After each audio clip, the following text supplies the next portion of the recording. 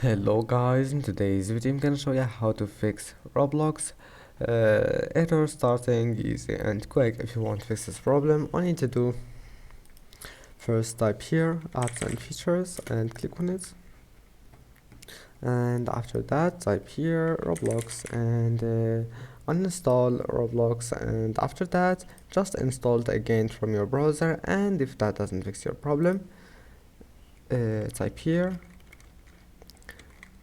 run, click on it, and here you need to type %local app data % and click OK. And after that scroll down until you find